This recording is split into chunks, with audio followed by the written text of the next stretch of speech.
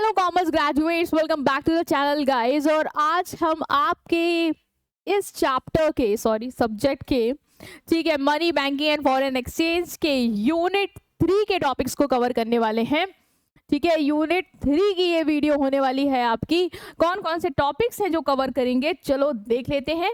यहाँ पे हम बात करेंगे बैंकिंग की definition, function, significance, types, operation, limits and all. Central banking के काफ़ी सारे टॉपिक्स हैं, वो भी डिस्कस करने वाले हैं। सो अगर आप चैनल पे न्यू हो, अभी तक सब्सक्राइब नहीं किया, सो प्लीज़ चैनल को सब्सक्राइब कर दो, एनर्जी हाई रखो और चलो इसको स्टार्ट करते हैं। सबसे पहले बात करने वाले हैं कि बैंकिंग क्या होती है। एक चीज़ और, यूनिट 1 2 नहीं देखी तो देख लेना, सारी चीज़ें कवर है, प्लेलिस्ट में तुम्हें मिल जाएगा। नाम है IMF की प्लेलिस्ट।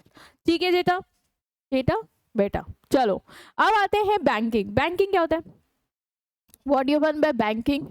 क्या आपने बैंक सुना है? ऐसा तो हो ही नहीं सकता, इंडिया में रहते हो बैंक नहीं सुना हो। बैंक सुना है।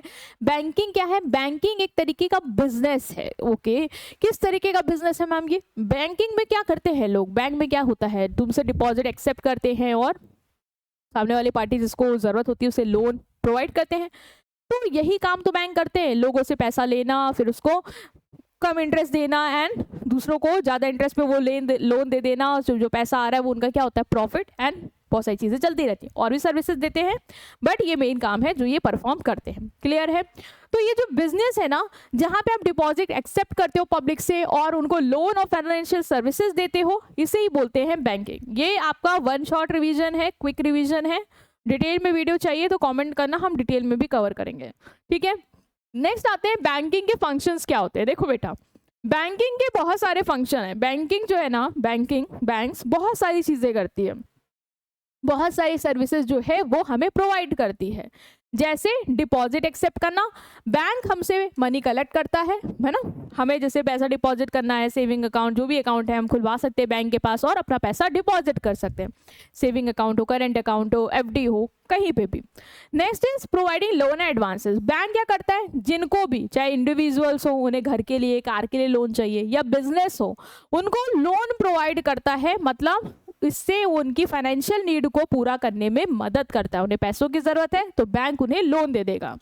Next is credit creation.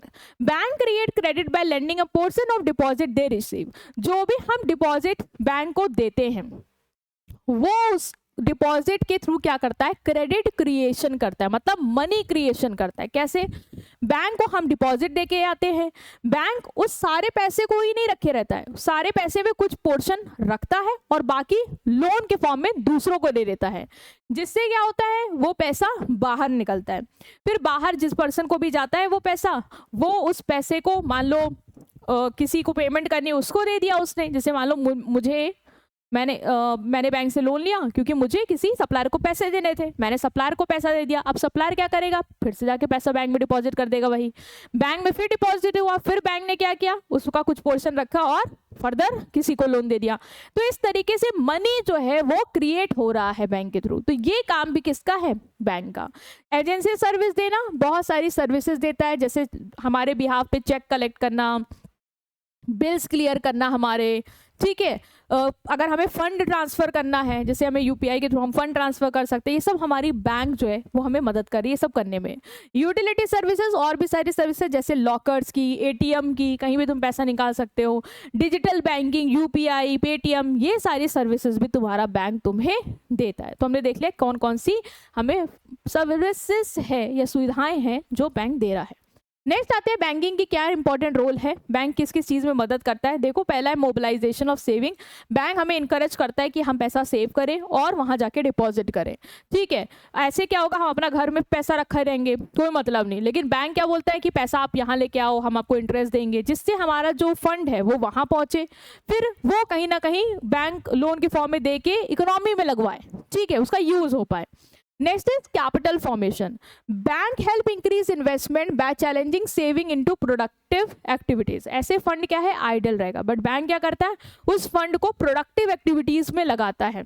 जिससे क्या होता है, लोग इन्वेस्टमेंट करते हैं, जो वो पैसा लेते हैं, फैक्ट्रीज खुलती हैं, प्रोडक्शन होता है, कैपिटल फॉर्मेशन होता है, एसेट्स बनते हैं, बिल्डिंग्स खरीदी जाती हैं।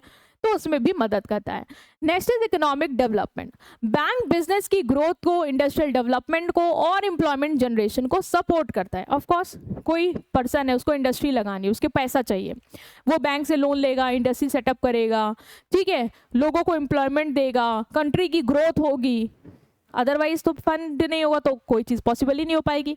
Next is facilitation of trade and commerce. Bank हमें फाइनेंशियल ट्रांजेक्शन करने में मदद करता है। हम क्या है, हमें कहीं बाहर से खरीदना हो, अपनी कंट्री में लेना हो, इंटरनेशनल पेमेंट्स भी करनी हो, तो उन सारी चीज़ों को फैसिलिटेट करने में कौन मदद कर रहा है? बैंक्स। तो ये भी इनके काम है। तो ये सारी इंपॉर्टेंस हो गई कि बैंक की इंपॉर्टेंस क्या है, और ये सारे तुम कह सकते हो इसके फंक्शंस हो गए कि कौन कौन से काम वो करता है। अब आ रहे हैं हम कि बैंक्स कितने टाइप्स के होते हैं, चलो देखते हैं। सबसे पहला होता है कमर्शियल बैंक। कमर्शियल बैंक क्या? लोगों का बैंक, पब्लिक बैंक, जहाँ पे हम लोग अपने पैसे डिपॉजिट करते हैं। एसबीआई हो गया, एक्सिस बैंक हो गया, कैनरा बैंक हो गया, ये सब क्या है? ये सब कमर्शियल्स बैंक है जो लोगों से डिपॉजिट को एक्सेप्ट करते हैं और जनरल पब्लिक या बिजनेस को लोन देते हैं। Next is central bank. Central bank में हम अपना पैसा नहीं डिपॉजिट कर सकते। क्या तुम कभी आरबीआई में अपना अकाउंट खुलाते हो? नहीं, हम एसबीआई नहीं सब में खुलाते हैं। तो ये जो सेंट्रल बैंक है, जो आरबीआई है, ये किसके अकाउंट रखता है फिर? तो यहाँ पे सरकार के अकाउंट्स जो हैं वो रखे जाते हैं। जो गवर्नमेंट के अकाउंट होते हैं ना, वो सेंट्रल बैंक्स में होते हैं, और बाकी बैंकों के भी अकाउंट सेंट्रल बैंक में होते हैं।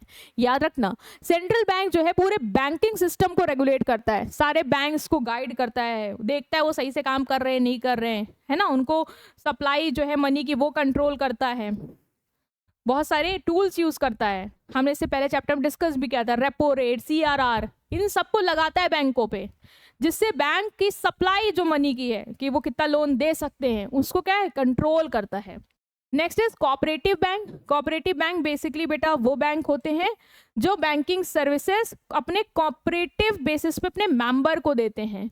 मतलब कुछ मेंबर्स मिलके अपने पैसा जोड़ के बैंक्स बना लेते हैं, बैंक बना लेते हैं, और अपने ही मेंबर को जब जरूरत होती है उससे उठा के पैसा देते हैं, कुछ मामूली इंटरेस्ट पे, मतलब बहुत ही कम रेट पे, ठीक है, जो बैंक से भी हल्का हो। तो ये बैंक जो अपने मेंबर्स की मदद करने के लिए बनाए जाते हैं वो होते हैं cooperative banks. Next is regional rural bank. Regional rural bank basically वो बैंक जो रूरल एरियाज में वर्क करते हैं और रूरल एरियाज के लोगों को क्रेडिट फैसिलिटीज प्रोवाइड करते हैं, बेसिकली एग्री सेक्टर को लोन देना।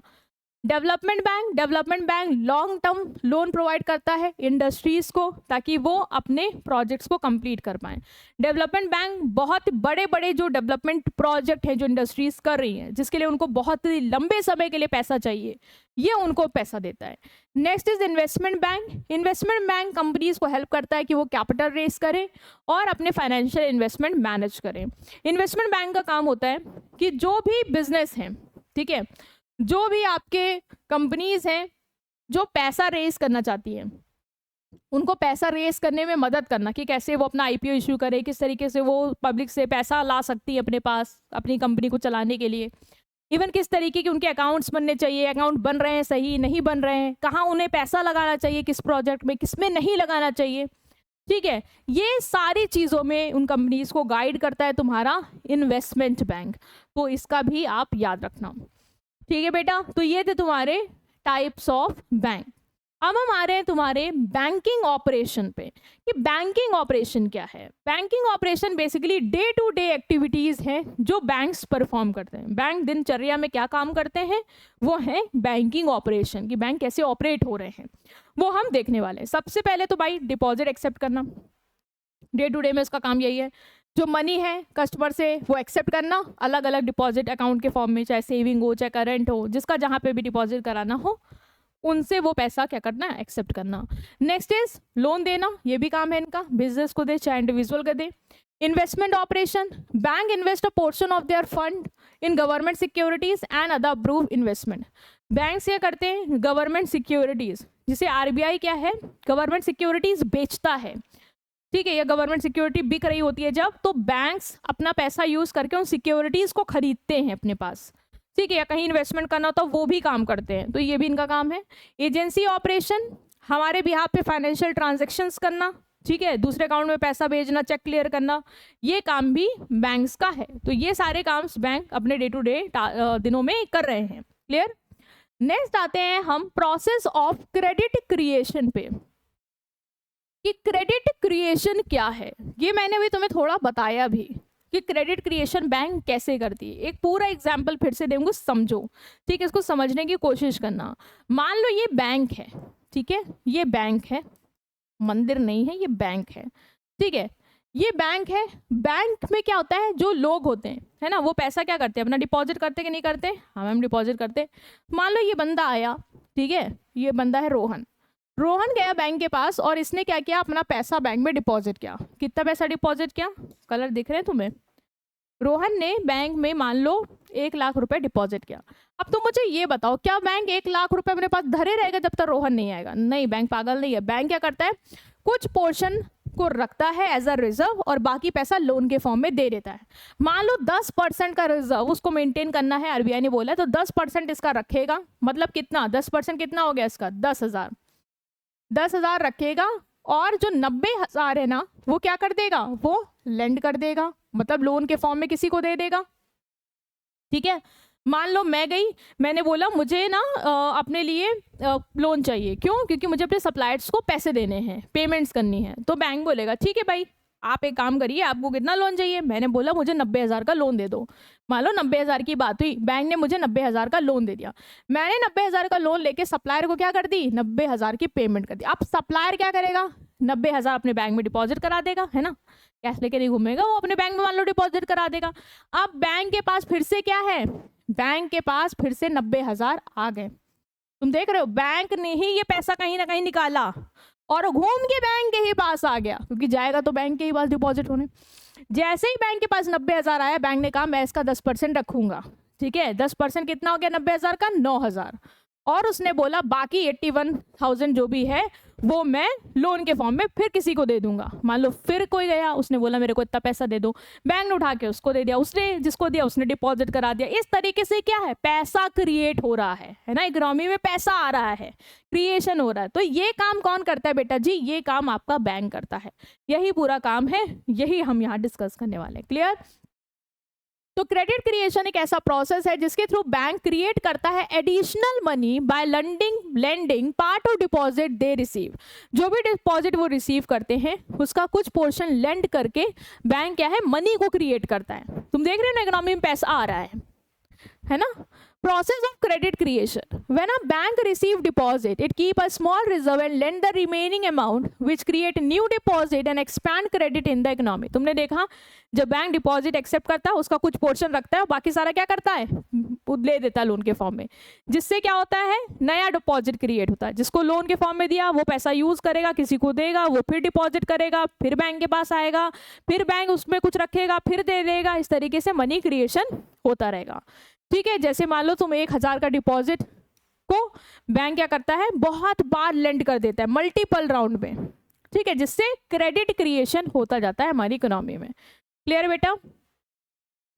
Next is limit of credit creation.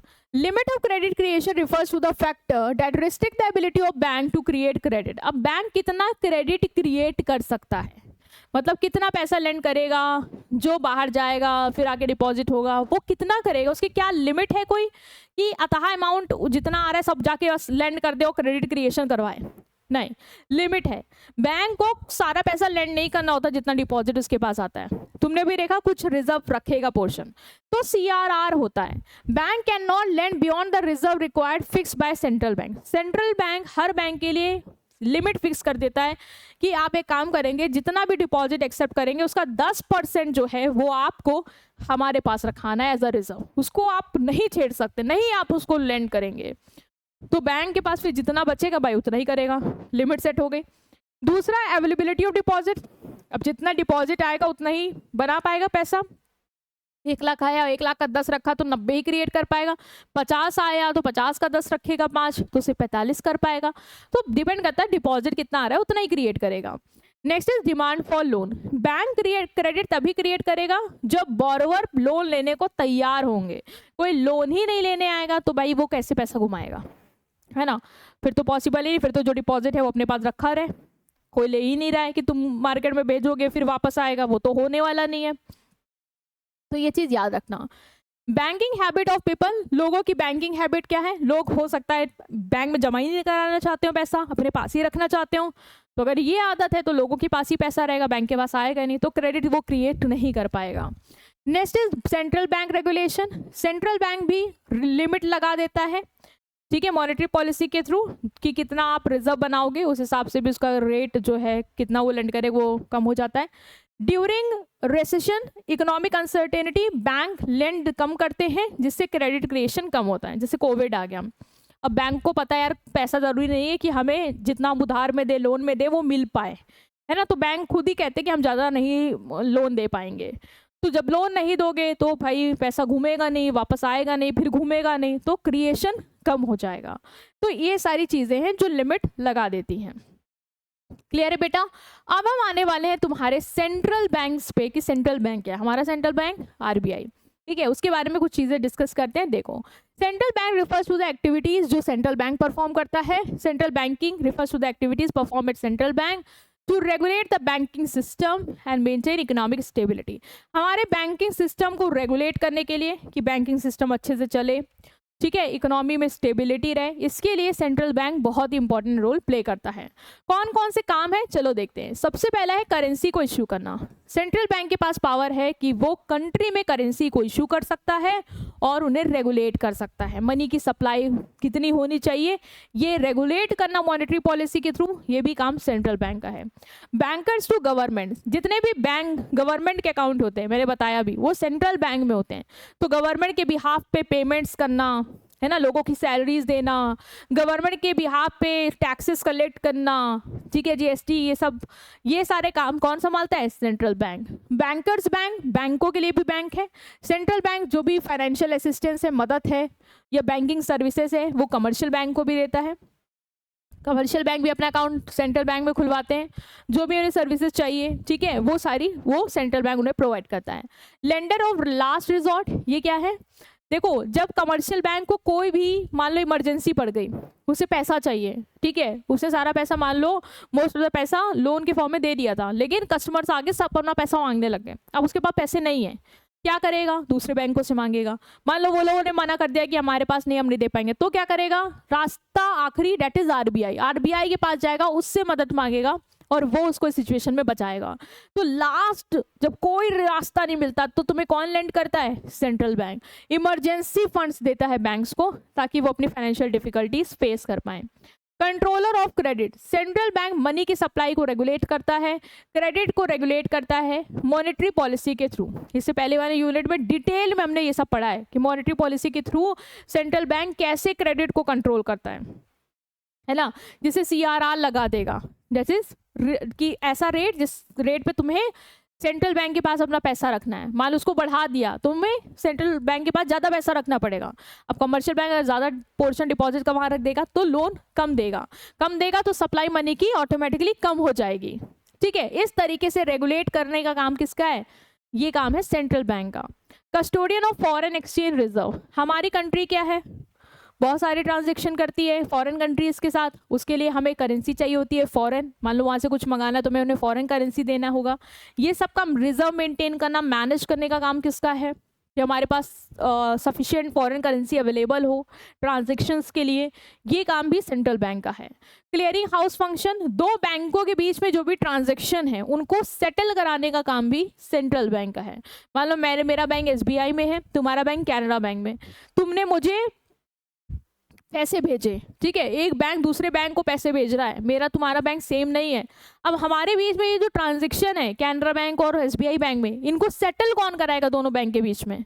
वो कराएगा तुम्हारा सेंट्रल बैंक RBI। तो ये सारे काम जो है ना इसके हैं।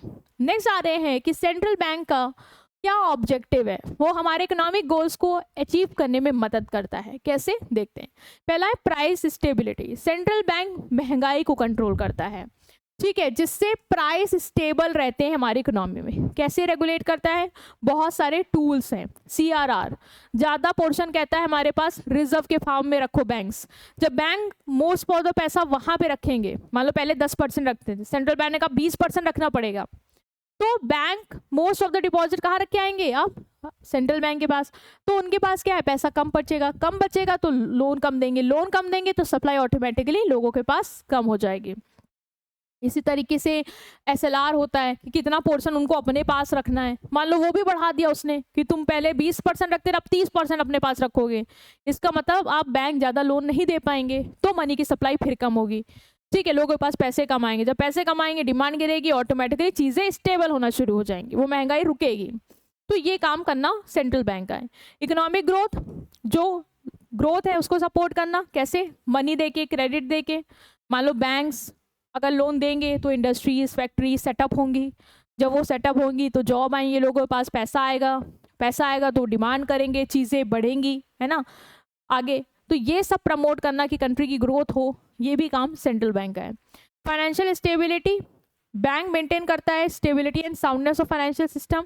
फाइनेंशियल सिस्टम हमारा स्मूथली चले, कोई दिक्कत ना आए, न महंगाई की न डिफ्लेशन की, ये इंश्योर करना भी इसका काम है।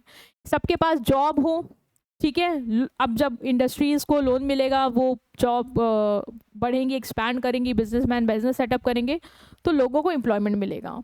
एक्सचेंज रेट स्टेबिलिटी, जो हमारी वैल्यू है करेंसी की, इंडियन करेंसी की, उसको बाकी करेंसी के मुकाबले स्टेबल बनाए रखना। ऐसा ना हो यार कि डॉलर की वैल्यू बहुत बढ़ गई और रुपीज़ की बहुत घटती जा रही है, तो हमें ज़्यादा पैसा देना पड़ रहा है, हमारी करेंसी ज़्यादा जा रही है और वहाँ से हमें पे बहुत कम आ रहा है, ये डिसबैलेंस ना हो, ये इंश्योर करना, ये काम किसका है, सेंट्रल बैंक का। कंट्री का डेवलपमेंट अच्छे से हो, प्रोग्रेस हो, ये भी काम इसका है। नेक्स्ट आते हैं मेथड ऑफ क्रेडिट कंट्रोल में। ये मैंने तुम्हें इससे पहले वाले यूनिट में बहुत ही डिटेल में समझाया भी है, बट यहाँ पे हम एक बार ओवरव्यू ले लेते हैं। पहला है quantitative method of credit control. Quantitative method क्या है, जो क्रेडिट के ओवरऑल वॉल्यूम कि कितना हम लोन दे रहे हैं उसको कंट्रोल करके मनी की सप्लाई को देखता है, ठीक है। जैसे कि bank rate policy, bank rate क्या होता है, वो रेट जिसपे तुम्हें अपना कमर्शियल बैंक को अपना पैसा आरबीआई को से लेना है, लोन लेना है। RBI control credit by increasing और decreasing the bank rate charge to commercial bank. जिसे कमर्शियल बैंक है उससे लोन लेना है, पैसे चाहिए, है ना, तो वो आरबीआई से कहेगा मेरे को पैसे दे दो, तो आरबीआई कहेगा कि हम एक रेट पे, इंटरेस्ट रेट पे तुमको पैसे देंगे, वो ब्याज तुम्हें देना पड़ेगा हमें। मान लो पहले वो 5% पे दे देता था पैसा, अब वो कह रहा है कि हम 15% पे देंगे। मान लो अगर 15% का रेट बढ़ा दिया उसने, अब कमर्शियल बैंक को ज़्यादा ब्याज पे पैसा उठाना पड़ रहा है, कहाँ से, सेंट्रल बैंक से। तुम ये बताओ, अगर तुम कमर्शियल बैंक के पास जाओगे अब लोन लेने, तो क्या वो तुम्हें सस्ता दे देगा? नहीं, जब वो महंगा उठा रहा है तो तुमको और महंगा देगा, जिससे क्या होता है, लोग डिस्करेज हो जाते हैं, फिर पैसा नहीं लेते बैंक से, कहते हैं अरे बहुत लोन इंटरेस्ट ज़्यादा है, नहीं लेंगे। तो इस वजह से क्या होता है, मनी का फ्लो कंट्रोल होता है, लोग पैसा कम लेंगे। मान लो अगर महंगाई है तो वो फिर गिरने लगेगी, फिर डिमांड कम हो जाएगी, ठीक है। तो बैंक रेट बढ़ा देता है उस केस में।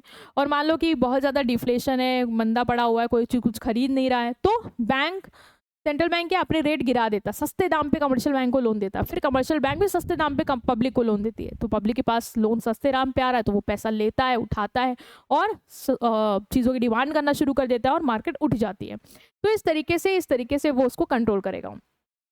Next is repo rate. Repo rate क्या होता है, repo rate is RBI control bank boring by changing the repo rate. Repo rate क्या है, जिस रेट पे आप ले रहे हो बैंक से पैसा, वही चीज़ है, bank rate basically, repo rate वही है, ठीक है। रेपो रेट अगर बढ़ा देगा तो लोन कॉस्टली हो जाएगा हमारे लिए और क्रेडिट लोग कम लेंगे। अब बैंक अगर कमर्शियल बैंक सेंट्रल बैंक से ज़्यादा रेट पे ले रहा है तो वो ऑटोमेटिकली कम रेट पे नहीं देगा आपको, फिर वो भी आपको ज़्यादा रेट पे देगा। Next is cash reserve ratio. Cash reserve ratio क्या है, ये आरबीआई कंट्रोल करता है credit by charging the percentage of deposit that bank must keep as reserve. ये मैंने भी तुमको बताया भी था, सीआरआर, कुछ पोर्शन तुम्हें अपना जो है सेंट्रल बैंक के पास रखना होता है डिपॉजिट का। अगर वो डिपॉजिट का रेट बढ़ा देगा तो तुम्हारे पास पैसा कम बचेगा कमर्शियल बैंक, और तुम पब्लिक को भी लोन कम दोगे, जिससे क्रेडिट गिरेगा, ठीक है। और अगर अपोजिट होगा तो बढ़ेगा। एसएलआर क्या है, ये वो पोर्शन है डिपॉजिट का जो तुम्हें अपने पास रखना है एज अ रिजर्व, जो तुम नहीं दे सकते लोन के फॉर्म में, तो वो भी पोर्शन को यूज करके वो कंट्रोल करता है। इसको तुम रख सकते हो in the form of cash और लिक्विड एसेट के फॉर्म में। एसएलआर अगर बढ़ा दिया, मतलब आपको ज़्यादा पोर्शन डिपॉजिट अपने पास रखना है और कम ही लेंड करना है, तो ऑफकोर्स तुम क्रेडिट कम दोगे, तो वो डिक्रीज होगा, एसएलआर कम हो जाएगा, तो ज़्यादा आप लोन दे पाओगे। ओपन मार्केट ऑपरेशन क्या है, सेंट्रल बैंक बहुत बार क्या करता है, गवर्नमेंट सिक्योरिटीज बेचता है। जिससे क्या होता है कमर्शियल बैंक अपना पैसा उस सिक्योरिटी को खरीदने में लगा देते हैं। तो उससे क्या होता है कमर्शियल बैंक के पास पैसा कम बचता है, क्योंकि अब सिक्योरिटीज़ ले ली तो पैसा कम बचा तो लोन भी कम दे पाएंगे, तो क्रेडिट अवेलेबिलिटी कम कर दी जाती है। और आरबीआई कभी कभी क्या करता है, सिक्योरिटीज़ को खरीदता है, ठीक है। जब वो देख रहा मंदी चल रही है, कमर्शियल बैंक के पास पैसे नहीं है, पब्लिक को भी पैसे नहीं मिल रहे, तो वो कमर्शियल बैंक को अपनी सिक्योरिटी क्या है, बेचता है। तो कमर्शियल बैंक क्या करते हैं, खरीदता है कमर्शियल बैंक से उनकी सिक्योरिटीज़। तो कमर्शियल बैंक अपनी सिक्योरिटी देते हैं तो उनके पास पैसा आ जाता है। जब पैसा आ जाता है तो फिर वो क्रेडिट बढ़ा के लोन जो है वो लोगों को दे देंगे, सप्लाई बढ़ेगी वहाँ पे। क्वालिटेटिव मेजर है कुछ जो क्रेडिट के फ्लो को कंट्रोल करते हैं, जैसे margin requirement. RBI control credit by changing the margin between loan amount and the value of security. जैसे अगर हमें क्रेडिट को कंट्रोल करना है कि ज़्यादा लोगों के पास पैसा ना जाए, लोन ज़्यादा ना दिए जाएं, तो आरबीआई एक तरीका ये अपनाता है कि वो मार्जिन रिक्वायरमेंट बढ़ा देता है कि अगर तुम्हें 10 लाख का लोन चाहिए तो तुम्हें कम से कम मान लो 15 लाख की प्रॉपर्टी गिरवी रखनी पड़ेगी। तो इस केस में ना लोग झिझकने शुरू कर देते हैं और कहीं ना कहीं वो सप्लाई कम हो जाती है क्रेडिट की। और अगर मान लो कि वही चीज़ गिरवी रखना कम कर दिया, बहुत ही नॉमिनल चीज़ गिरवी रख के तुम ज़्यादा पैसा उठा सकते हो, तो लोग फिर उसको इनकरेज करेंगे। Next is credit rationing. RBI limit the amount of credit that bank can provide. Simple, RBI एक चीज़ और यूज़ कर सकता है कि बैंक पे ही लिमिट लगा देगा कि आपको इससे ज़्यादा लोन देना ही नहीं है, 90 लाख से ज़्यादा लोन किसी को देना ही नहीं है, तो फिर लोग देंगे ही नहीं। Moral stand, RBI influence bank through advice persuasion. ज़रूरी नहीं है कि हमेशा आप लिमिट लगाओ, कभी कभी वो मॉरली बातचीत करके भी बैंकों को समझाता है कि देखो अभी कोविड चल रहा है, ज़्यादा लोन देना सही नहीं है, पैसा फंस जाएगा। इस तरीके से गाइड करके एडवाइस करके भी वो क्रेडिट को कंट्रोल करता है। डायरेक्ट एक्शन, पेनल्टीज लगा देता है। मान लो कोई बैंक नहीं मान रहे उसकी बात कि इतना नहीं देना है, वो मन चाहे मर्जी से दिए जा रहे हैं लोन, तो उनके अगेंस्ट एक्शन लेना, लाइसेंस कैंसिल करना, ये सब भी कर सकता है। सेलेक्टिव क्रेडिट कंट्रोल, बहुत सारी ऐसी एरियाज हैं जहाँ पे रिस्ट्रिक्शन लगा देता है कि इनको लोन नहीं देना और इनको लोन देना है। जैसे एग्रीकल्चर सेक्टर को सपोर्ट करना है तो कहेगा लोन दो इनको, और अगर कोई बड़ा बिजनेसमैन आ रहा है ऐसे लोन ले रहा है तो नहीं देना अभी, जिससे डायरेक्शन को कंट्रोल करा कि पैसा जाएगा कहाँ पे इकोनॉमी में। तो ये सारी चीज़ें थी जो हमने आपके साथ डिस्कस की। आई होप आप समझ पाएंगे। स्टिल कोई भी डाउट रहेगा कमेंट सेक्शन में पूछना, वीडियो को लाइक करना, चैनल को सब्सक्राइब करना। Thank you.